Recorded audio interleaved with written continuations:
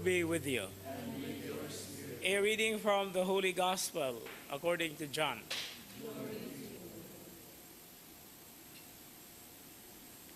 Jesus and his disciples went into the region of Judea, where he spent some time with them baptizing.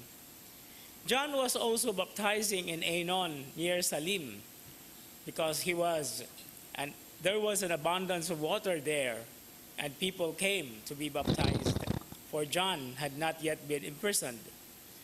Now a dispute arose between the disciples of John and a Jew about ceremonial washings.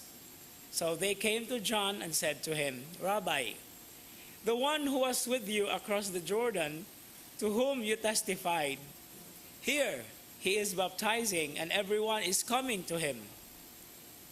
John answered and said, "No one can receive anything except what has been given from heaven. You yourselves can testify that I said that I am not the Christ, but that I was sent before him. The one who has the bride is the bridegroom. The best man who stands and listens for him rejoices greatly at the bridegroom's voice. So this joy of mine has been made complete. He must increase, I must decrease."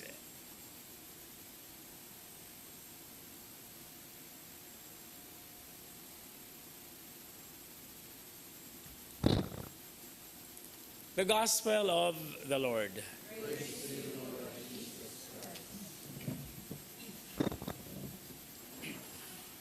Bulahang weekend kanatong tanan.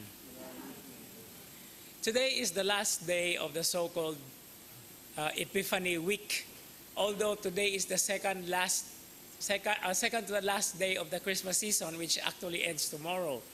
But tomorrow, since we will be celebrating the solemnity or the feast of the baptism of the Lord, it is still part of the epiphanic dimension of the Christian season. Now, today's gospel reading, we have here a very beautiful and tremendously what we call significant expression coming from John the Baptizer himself. He who is the precursor, or the one who is going to introduce the Messiah when he comes. And in fact, he has already introduced him. And these words, "He must increase and I must decrease," is basically what the dynamics of Epiphany or manifestation is all about. That it is through our lives, through ourselves, that the Lord is going to be manifested. And it is through a humble appreciation and acknowledgement even of our unworthiness, precisely because he will always be revealed. Now, the self-effacing attitude of John in today's gospel reading is also the same challenge and value that each Christian, each baptized, has also to embrace. Precisely because epiphany or manifestation can only happen when we let Christ emerge through ourselves, through our struggles, in our words and in our deeds. And that's the reason why we are called Christians, precisely because it is in us that Christ is going to be revealed.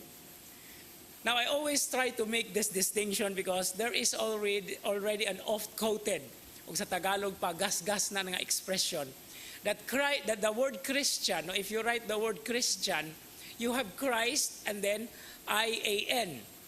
And then there is an illustration to that. If you cross Christ, if you take Christ out of Christian, what remains are the letters I-A-N, which according to this is, without Christ, I am nothing.